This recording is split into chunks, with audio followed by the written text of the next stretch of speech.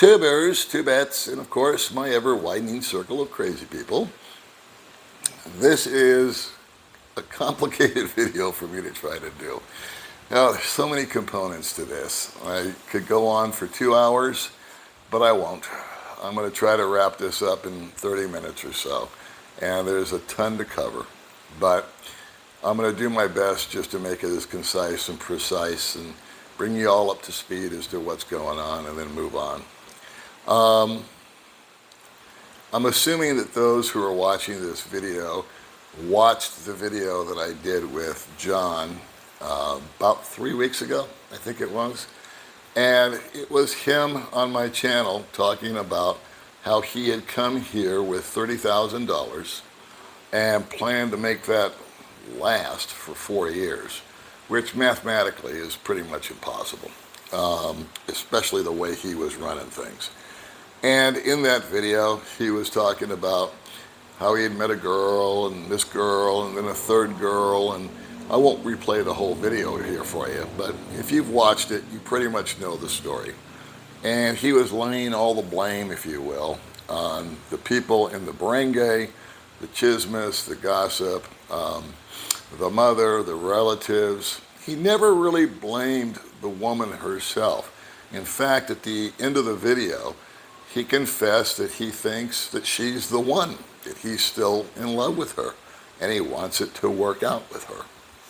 And so, when the video ended, I thought that was the end of it. I thought that was just a cool kind of video, an unfortunate video, mind you, but a truthful rendition of what can and will happen to people if they walk into here or any other country unprepared and underfunded. It can't work out well. And for John, it obviously didn't. Well, after the video played, it kind of took on a life of its own.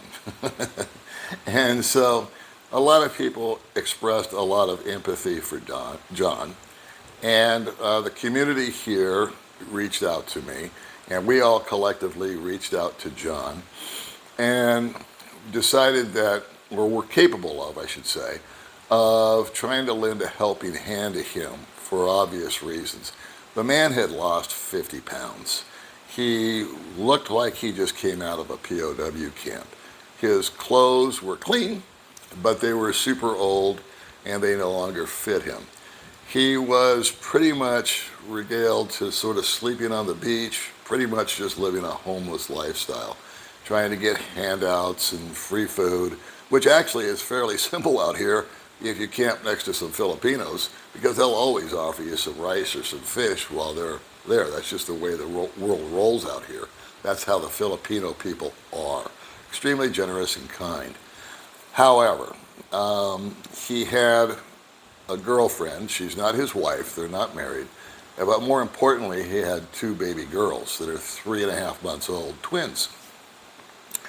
And so what we did was there was a meeting of the minds amongst the expats, and we were able to collectively get together and put up a first and last month's deposit on an apartment for John.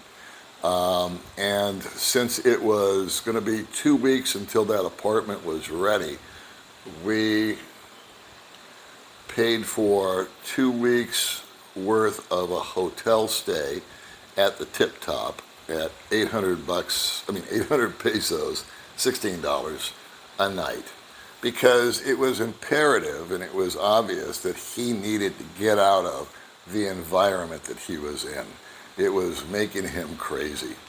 And it was not, he was making them crazy, they were making him crazy, and we felt that it was just best to get him out. Now, an interesting little factoid that I've never shared before is that 2 days after that video aired, the young lady, Diana, sent me a message. And she said, hello, Sir Paul. And she said, I want to thank you for making the video with John. I think that the best thing to do is, if it's possible, is for him to simply leave the barangay. And she said, the only thing that I want to tell you is something John said that's not true. And that is, I was not, this is Diana speaking, I was not chatting with other foreigners. That was a statement that he had made in the video. He had said that while he was with her, she was talking to other guys. And she just wanted to clarify with me that that was not the case. She was not doing that. My reply to her was quite simple.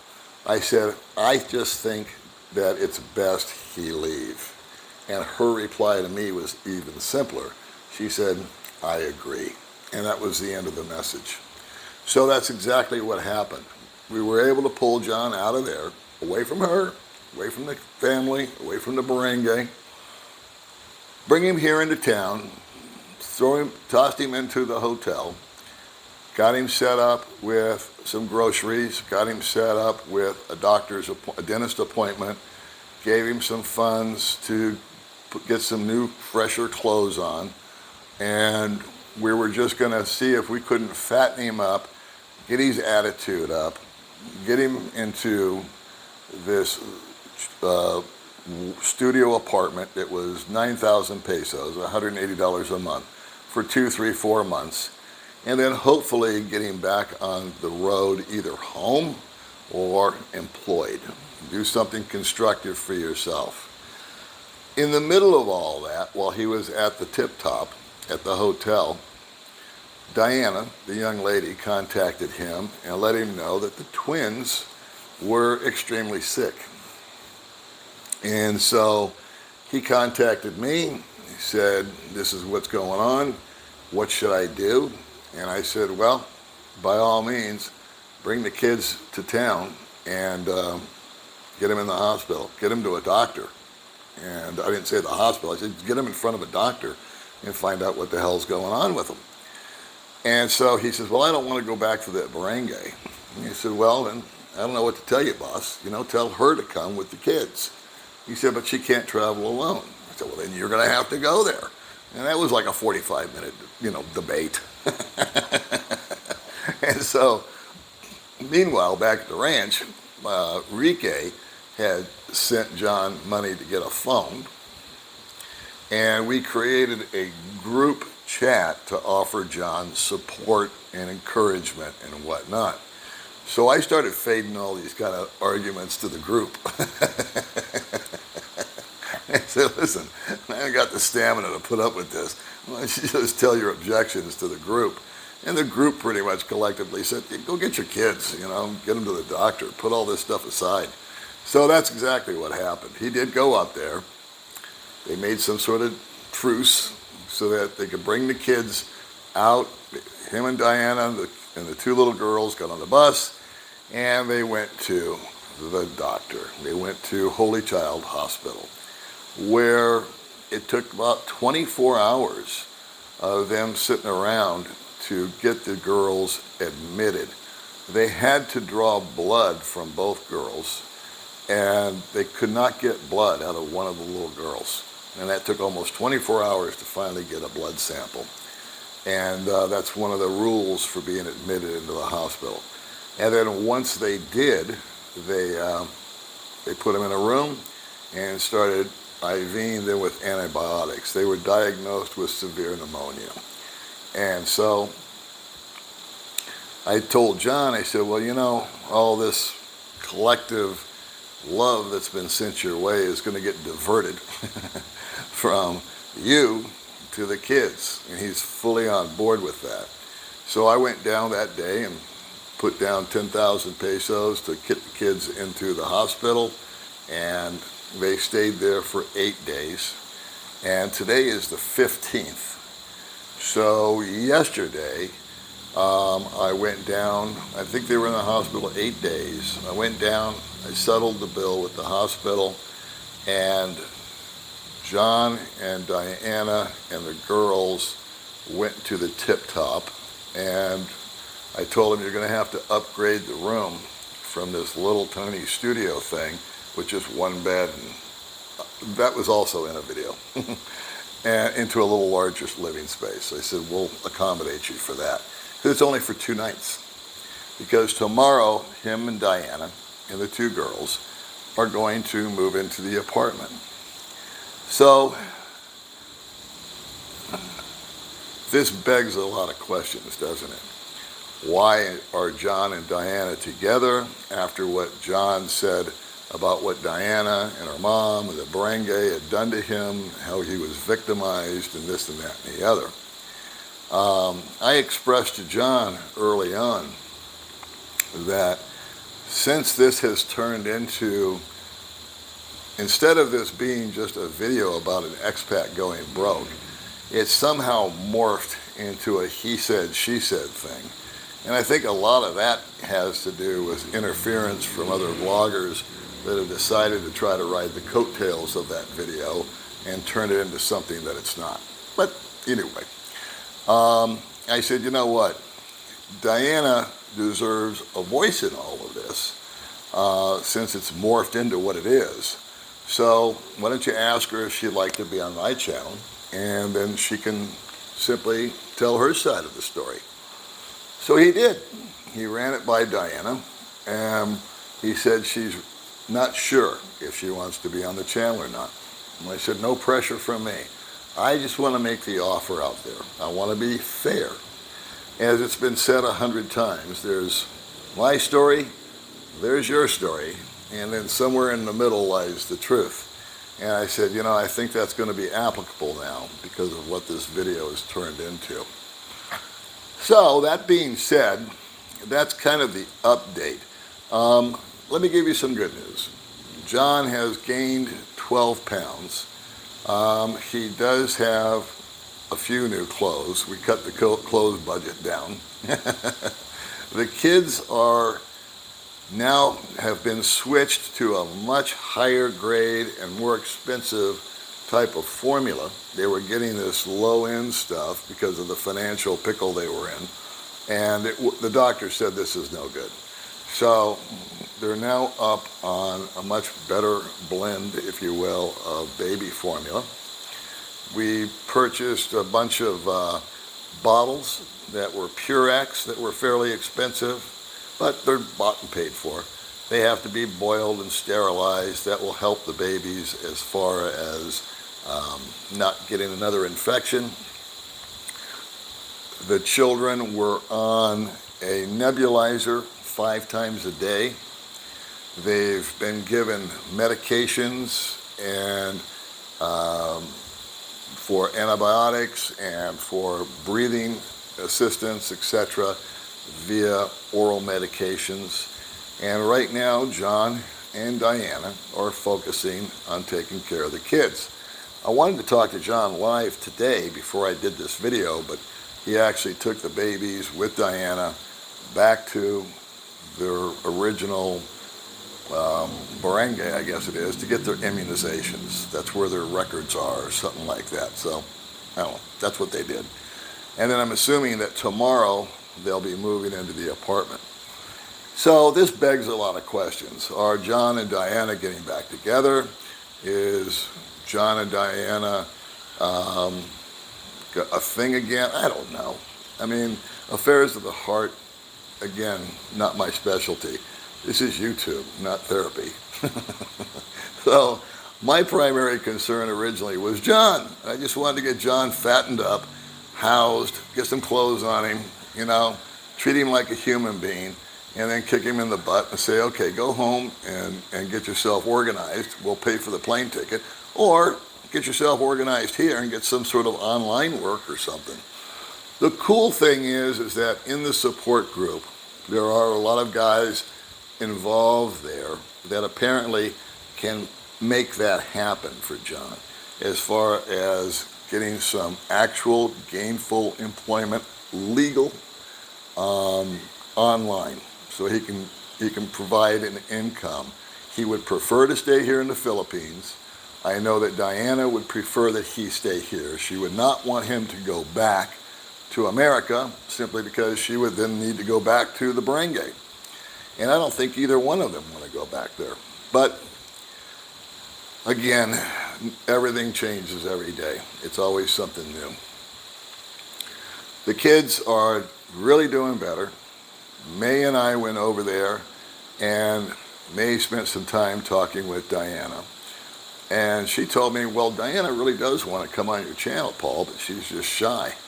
So I said, well, you know what, May, maybe if she wants to tell her story and she's shy with me, and I don't blame her, I'm scary looking, maybe she could go on your channel.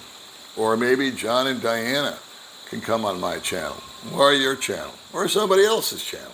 I really don't care. I just assume pass this potato at this point. But we have enough resources here to keep the two of them, or now the four of them, cooking for the next 2 or 3 months anyway, if nothing else springs up, with rent and all that. And I think if we can get them settled in, get both of them, all four of them in fact, fattened up with some decent food, a cleaner environment, get a bassinet and a stroller for the kids and just normal stuff, nothing extravagant. We got them a big thing of diapers and formula and all that jazz, so they're set for there. John and Diana both agreed that they would stick to eating pretty much the local cuisine, of not just street food, but hopefully healthy stuff, but at least eat regularly, which they were not doing in the province. They were eating rice with a little bit of whatever they could find to put on top of it. And now they can go and, get some barbecue 2-3 times a day where the apartment is located. In fact, I know May's sister used to work at the cantina real close to them, so I know exactly where they'll be eating. What else was I going to tell you? A lot of the suggestions that came through were good, and I think given enough time, we will be able to accomplish some of them. For example, John needs to do something where the girls are registered, I believe, with the embassy as American citizens, because I guess they are. I don't pretend to know all that stuff, but I'll address it again with the group. The good news is Diana had PhilHealth, so that picked up part of the hospital bill, saved about $600, I think, off of that little deal.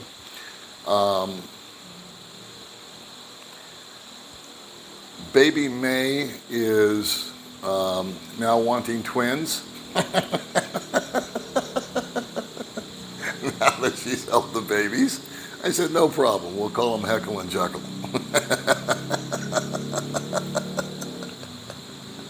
And so the whole dealio here is, the Lord knows what's going to play out in the next 2 months or so.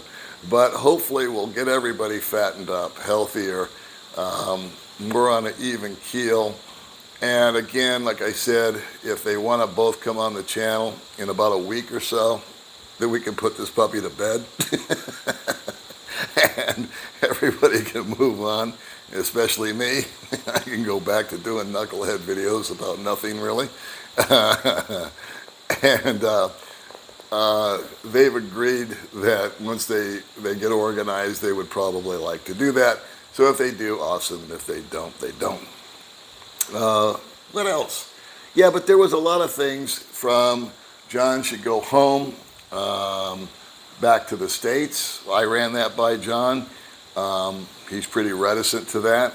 However, if there is the ability for him to get a legit job doing some work online via some of the guys that are talking with him, and these are no-nonsense guys that are in his support group, that would be a viable option. I just don't want to get into the age gap deal and how irresponsible he was. That's already been said, that's already been done. So why take that horse and beat it any further? We will probably do, like I said, one last video with the two of them, or one of them, or none of them. I don't know. I'll keep you apprised. And we'll just kind of keep you guys posted. That's about as much as I got. I'm sure that I could go on for 2.5 hours and fill you in with all kinds of other stuff that happened, but there's really no point. The gist of it is that the two of them are together at this point in time. The babies are with them. The babies have gone through their regiment. The babies were really sick. So, I'm a believer in things happening where we went to help John. Maybe it wasn't meant about John at all. Maybe it was really about the babies. And so that's where the resources primarily have gone to. And I feel very, very good about that. One thing I will tell you is that where John 3 weeks ago was playing the blame game, and he was blaming this person, and he was blaming the gossip, and he was blaming the barangay, I gave him a little tune-up a couple of times, man to man, where I told him, just shut up about that person, and shut up about the barangay, pal. All right, they're no longer in play. You're not around that person, and you're no longer in that barangay, so quit freaking talking about it. You're here now. Let's deal with here and now. Quit living in the friggin' past. And you know what? That kind of took him back a little bit. And the next day, he came to me. And when I went to the hospital yet again, and he said, you know what? I'm the money pit. And I said, yeah, you are. And that, to me, was a leap by light years in being able to take on responsibility and not fade off and play the pity party and the anger and the resentment that everything happened to him. John finally realized that it happened because of him. And so he owned it. And I think that is, aside from the kids getting better and all that other stuff that we just discussed, I think the fact that he was able to own that and realize that it really is on him to man up and be a man for his family, regardless what it takes. There's the great stride that we've made so far in the last 3 weeks. All right, kids, as promised, I'll do my best to keep you updated on this, and then we'll just put the whole thing in our rearview mirror, okay? See you next time. Bye.